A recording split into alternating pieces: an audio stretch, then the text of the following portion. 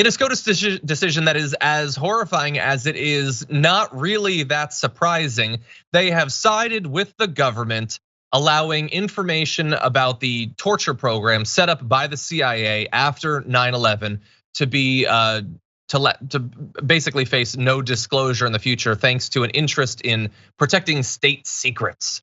Isn't that exciting? So this basically came about as a result of a case into one individual, Zayn al-Abidin Muhammad Husayn, known popularly as Abu Zubaydah, was captured initially in Pakistan back in 2002. They believed him to be a top al-Qaeda leader, and they didn't care enough to confirm it.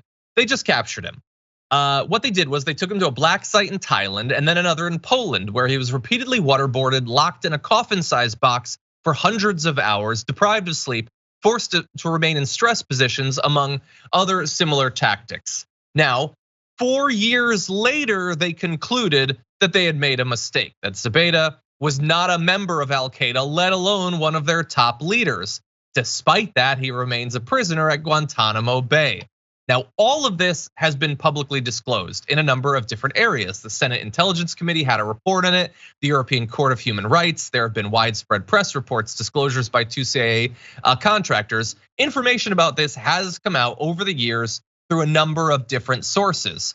But when lawyers for Zubaydah subpoenaed to get more information to be made public, to be a part of the court record, the US government blocked the move, invoking the state secrets privilege, which is a doctrine created by the Supreme Court way back in 1953 that says we don't need to have evidence be disclosed if we think it goes against national security by revealing some sort of essential secret.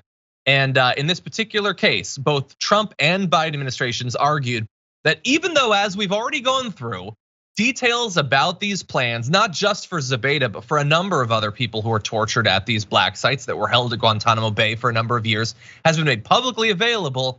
Nope, still it's our national security that's at stake, so our state secrets need to be respected. The Supreme Court heard that argument and 7-2 voted, yeah, no, they're right. Gorsuch, Sotomayor are the only dissenters in that. Wow. Francesca, what do you think? Surprising that those were the two. Well, I don't think that combo will ever happen again, but yeah. Never. Like in what, I mean, Gorsuch lately has been kind of a loose cannon. He's sort of, but anyway. Fingers crossed on that. You know what hurts our secrets, our state security? Torturing innocent people and dragging them around the world in black sites and continuing to keep it a secret. Like, come on, how long, how many years, 22 years, 21 years after 9/11, do we now know that torture, despite what Zero Dark 30 might have taught you, Jessica Chastain, torture doesn't work. Torture doesn't work, it never has, and it hasn't led to anything. And even if it did, it is still illegal under international law. Yes, even though Donald Rumsfeld is dead and gone, he can still be held accountable, as can Bush administration officials. But hey, you've got Amy Coney Barrett, you've got Brett Kavanaugh. These are former clerks for and people who worked with the Bush administration and the former Bush administration. So what do you expect them to do? Of course, they're gonna vote this way. This is, again, the Machiavellian right-wing plan. You set them up, knock them down. You violate international law. You are doing something clearly illegal.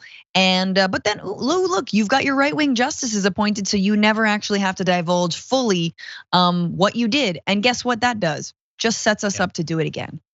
100%. In this case, it's also a reminder, by the way, that the broad distinction of a right-wing judge or a left-wing judge, as if there has ever been a left-wing judge on the Supreme Court, you need to get more specific than that, because this wasn't even the 6-3 conservative supermajority that we might expect. We didn't get the 3, and we didn't even get to the 2 through judges appointed by a Democrat. It took Gorsuch. So, like, obviously, you can't necessarily get the judge you want on literally every topic, but deference to like the executive branch on topics of state secrets seems like an important one, maybe a litmus test in this area.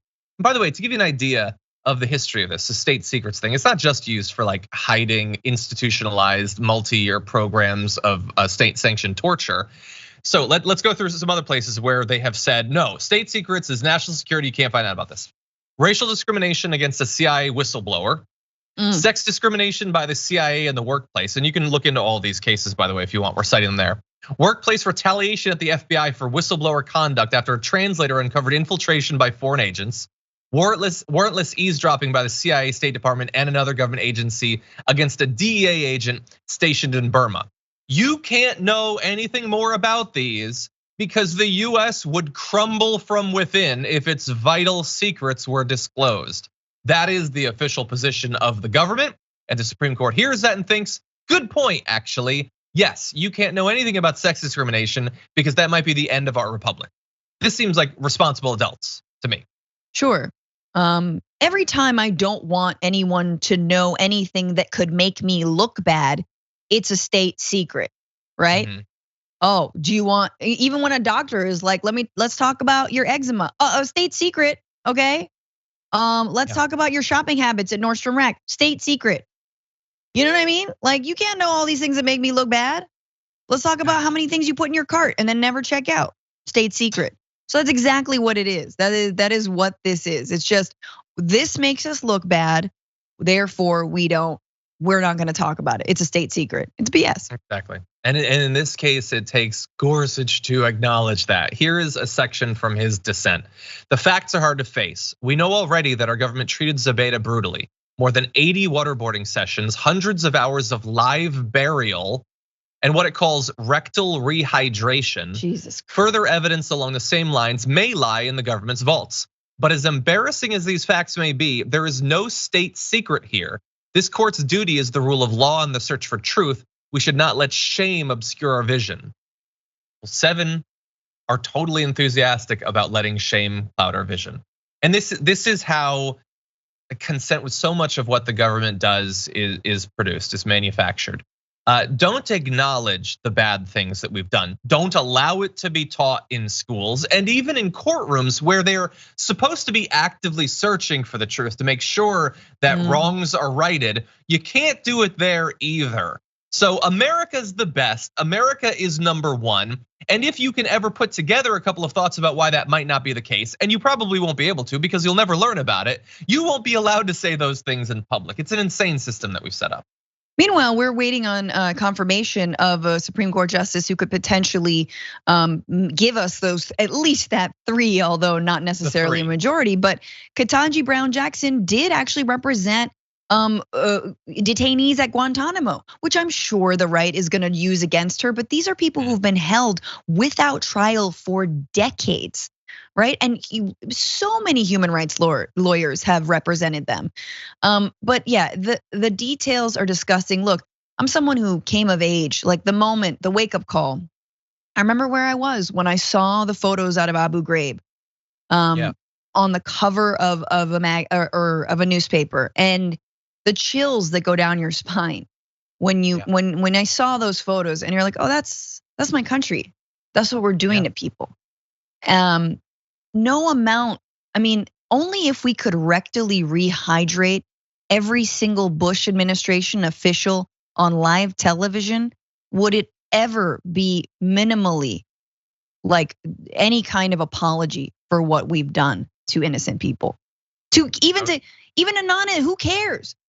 These are people who've been accused. Anyway, if you have a case against them, bring it. Oh, you don't? Well, then let them go. No, it's the rest of their lives. Want to be clear, it's the official position of TDR to not torture anyone, but you're free to express your opinion. No, I'm kidding. Anyway, yeah, it's disappointing. This is the Supreme Court we have. If we fight hard, maybe we get to that 6-3. This is a fight that we're gonna be engaged in for years and years and years. Hold on to your butts, gird your loins. This thing isn't gonna be won in a year or two. Just bear that in mind. We've been put in a massive hole, which we warned people of, to be clear, that the Supreme Court matters and should be at the head of your thinking going into election, but we lost on that one too. For more political news breakdowns, interviews, stories of activism, and me trying my hardest to care about the occasional big celebrity news story, subscribe to our YouTube channel at youtube.com/thedamagereport. And you can ring the bell wherever it is so you don't miss anything.